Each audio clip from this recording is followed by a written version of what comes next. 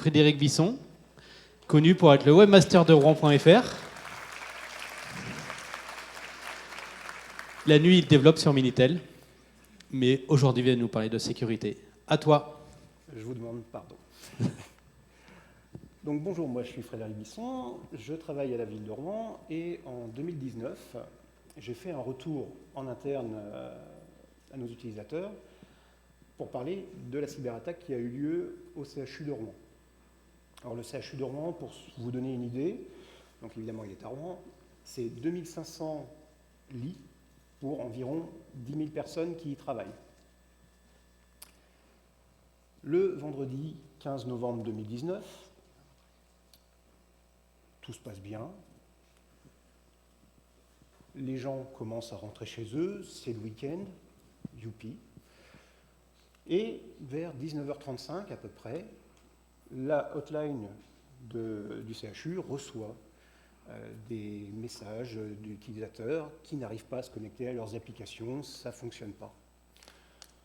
Donc la hotline, comme elle n'arrive elle-même pas à faire fonctionner, remonte l'information au service technique et le service technique n'arrive pas à faire fonctionner et très rapidement s'aperçoit qu'ils sont attaqués. Donc ça, c'est vers 19h45. Très vite, la connexion Internet est coupée, donc plus d'accès vers l'extérieur et inversement, on ne peut plus venir de l'extérieur vers l'intérieur. Une cellule de crise s'organise et tout de suite est prise la décision de rameuter une vingtaine de personnes. On prévient très rapidement aussi, vers 21h30, les différents organismes d'État duquel dépend en fait le CHU. Donc vous avez la CNIL, vous avez l'ANSSI, vous avez le ministère des Affaires sociales, qui répondent présents, puisqu'il faut savoir que l'ANSSI a une cellule qui répond 24 heures sur 24, 7 jours sur 7. Et vers 22h, très vite, on s'aperçoit que c'est un rançongiciel. Vers 22h également, les premiers renforts arrivent sur le terrain pour pouvoir faire la coordination et expliquer aux gens comment on va commencer à fonctionner. Vers minuit, le réseau est complètement coupé. C'est-à-dire qu'à la fois, il n'y a plus de connexion Internet, mais de toute façon, en interne, on ne peut plus aller sur les serveurs de fichiers ou se connecter ou rien faire du tout. Toujours vers minuit, on a encore des personnes qui viennent en renfort. Et à partir de ce moment-là, il va falloir expliquer aux gens comment on va se passer de l'informatique et comment on va retourner au papier. Puisque, évidemment, un hôpital ne peut pas s'arrêter comme ça du jour au lendemain. Et donc, là, si vous avez remarqué, on part à peu près de 19h pour aller jusqu'à minuit. Donc c'est vraiment un délai qui est très, très, très court. Les jours suivants, la DSI est sur le pont. Elle va tout d'abord s'occuper des services critiques, tout en continuant à déployer les agents sur le terrain. Le dimanche, les services critiques fonctionnent à minima. Le lundi, c'est au tour des services administratifs de commencer à refonctionner. Et là, le lundi, on a également l'ouverture d'une enquête officielle auprès de je ne sais plus trop, donc des services, ouverture d'une enquête. Le mardi, on considère que 60 à 70% des applications ont été restaurées et fonctionnent.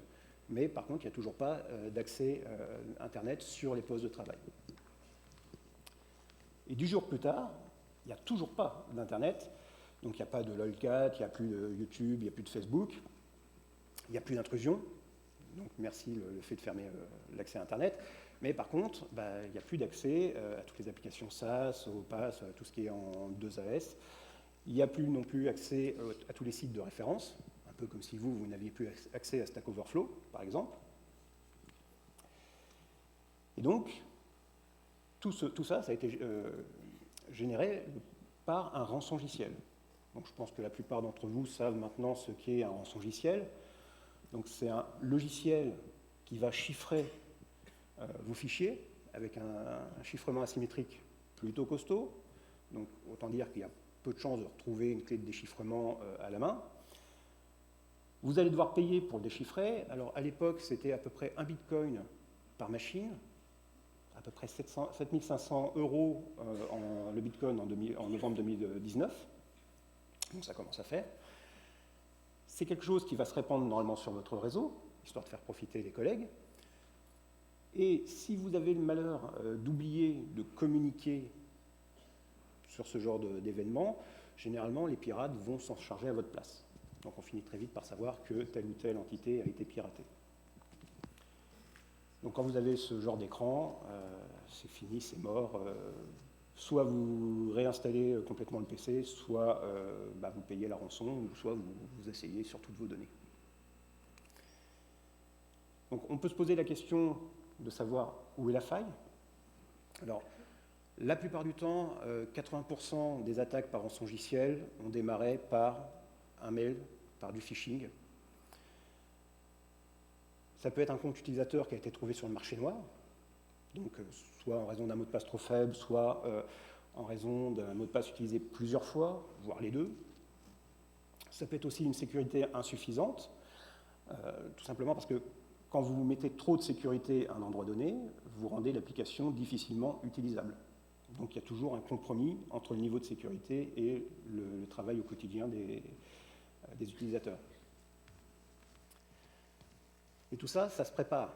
Ça ne se fait pas du jour au lendemain en claquant des doigts. Alors, si on remonte en février 2019, on a la première apparition de Clop, qui est le nom du rançongiciel qui a été utilisé contre le CHU.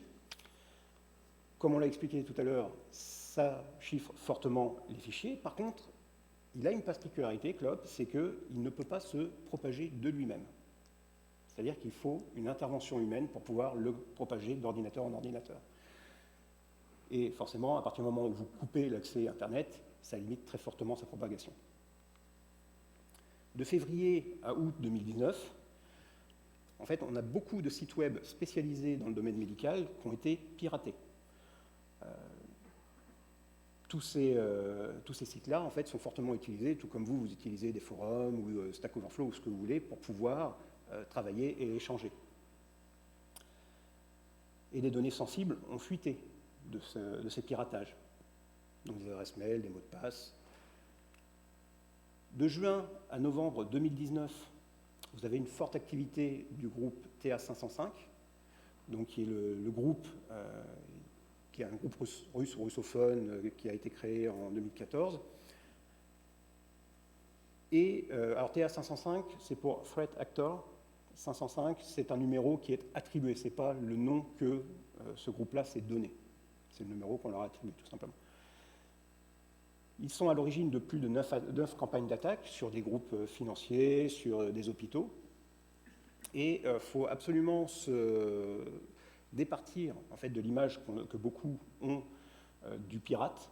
Ce n'est pas un gars boutonneux à capuche dans la cave de ses parents qui fait ce genre de choses.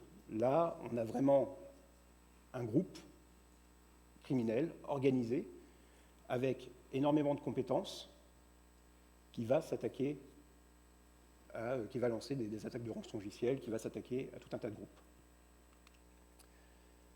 Le 7 septembre 2019, pour ceux qui connaissent Zataz, donc Damien Mancal, c'est une personne qui fait énormément de veille, qui visite un petit peu tout le marché noir et qui remonte justement, qui fait des alertes aux autorités ou qui peut même faire des alertes si vous inscrivez sur son site, et qui a remonté qu'il y avait justement des fuites et des comptes qui avaient été retrouvés sur le marché noir, et notamment des comptes du CHU de Rouen. Le 16 octobre 2019, ce même groupe TA505 a lancé une campagne massive de phishing, pas du tout ciblée, pour pouvoir donc récupérer des infos, pour pouvoir faire qu'une personne clique sur une pièce jointe et se fasse en fait complètement pirater. On estime que ce groupe se trouvait dans le réseau du CHU au tout début novembre, puisque dans cette phase, le groupe est resté complètement discret, ne s'est pas du tout fait voir ou fait sentir, donc il n'y avait aucune alerte qui permettait de savoir qu'il était là. Et c'est pendant cette période-là qu'il a commencé à se propager de façon manuelle, en utilisant aussi d'autres logiciels, puisque, comme je vous l'ai dit, Clop ne sait pas se propager tout seul, donc il y a eu des logiciels malveillants. Le plus connu, c'est Cobalt Strike, puisque c'est un logiciel que vous pouvez récupérer et utiliser vous-même, et qui est utilisé normalement pour faire du pen testing, donc des tests d'intrusion, mais qui est aussi très souvent utilisé pour faire des attaques. Et le 15 novembre 2019, en début de soirée, la veille d'un week-end, le groupe TR505 lance le chiffrement. Très vite, les applications métiers ne répondent plus, et vous connaissez la suite. Alors, qu'est-ce qui a sauvé le CHU de Rouen? Alors, tout d'abord, ce sont les sauvegardes, puisque les sauvegardes étaient sur un système complètement différent du reste, donc ils n'ont pas perdu de données. Ensuite, l'incapacité du malware à se propager seul. Il faut savoir que sur l'ensemble de leurs Active Directory, il ne leur en restait qu'un seul de valide. Donc il a fallu qu'ils remontent tous leurs Active Directory à la main. Vous avez l'hétérogénéité USI, comme j'ai dit, le malware s'attaquait uniquement aux machines Windows. Vous avez la réactivité du service informatique, parce que je ne sais pas si vous avez vu, mais en quelques jours à peine, ils ont réussi quand même à remonter toute une infrastructure qui fonctionnait. Et ça, c'est énorme. Et vous avez le cloisonnement du réseau, les postes éteints, puisqu'un poste éteint, évidemment, ne peut pas être piraté. Donc si on peut faire un petit récapitulatif des bons gestes, alors ça ne vous sauvera pas de tout, mais ça vous permettra vraiment d'éliminer le maximum, puisque, comme je vous ai dit, 80% des rançongiciels fonctionnent grâce au phishing. Donc méfiez-vous des mails, du nom d'expéditeur, des pièces jointes, des demandes d'infos confidentielles, des liens. Évitez toujours de cliquer sur des liens. À la rigueur, préférez utiliser des favoris dans votre navigateur. Ne partagez pas votre carnet d'adresses. Coucou WhatsApp, coucou tout ce que vous voulez. Votre compte pro doit rester pro. Évitez de faire des jeux, évitez de faire tout ce que vous voulez d'autre sur votre ordinateur professionnel. Pensez à l'éteindre. Comme j'ai dit, un ordinateur éteint, vous ne pouvez pas le pirater. N'introduisez pas d'éléments extérieurs sur vos ordinateurs pro.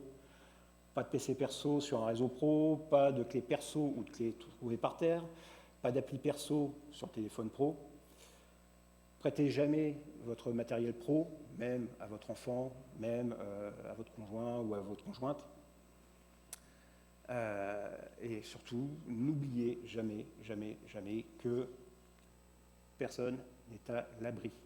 Quand je dis personne, vous pouvez même aller chercher dans les GAFAM. Ce n'est pas parce qu'on n'entend pas grand-chose qu'ils ne se prennent jamais rien du tout dans la tronche.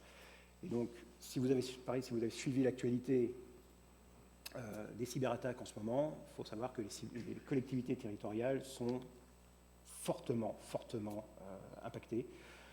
Sur ces dernières années, on compte plus d'une centaine de collectivités dont on sait qu'elles ont été piratées. Vous avez à peu près au minimum le double qui a été piraté en réalité. Voilà, c'est tout pour moi.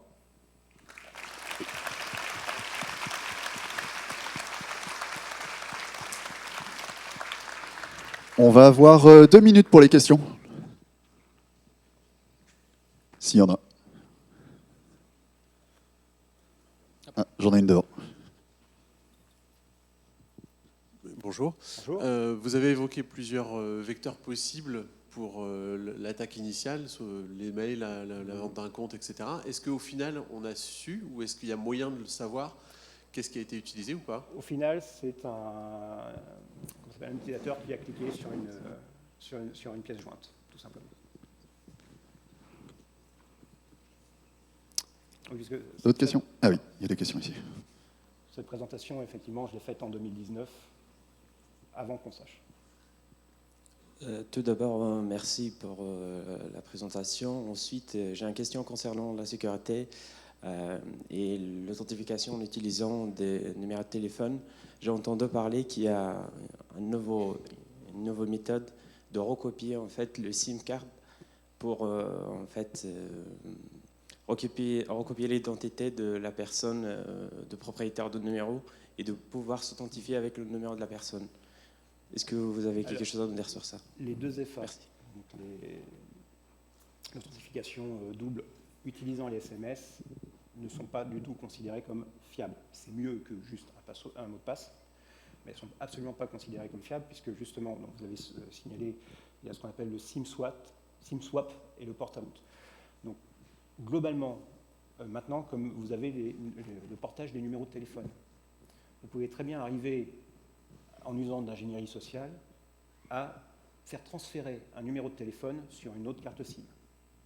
Voire, vous pouvez même, par exemple, moi je m'appelle Frédéric Bisson, vous pourriez très bien imaginer de vous enregistrer sur un autre fournisseur de téléphonie que le mien, en mon nom, en tant que Frédéric Bisson, et de demander le portage du numéro de téléphone de l'autre fournisseur d'accès à celui que vous avez choisi. Et donc ça, ce sont des attaques qui existent. Donc généralement, vous allez finir par vous en apercevoir assez rapidement, puisque votre numéro de téléphone ne va plus vraiment fonctionner. Par contre, ce sont des techniques qui ne nécessitent pas forcément de pirater le réseau téléphonique, mais de jouer d'ingénierie sociale. Une dernière question, et ce sera la dernière, parce qu'on a fini. Tu me fais courir. Merci Frédéric pour la conférence.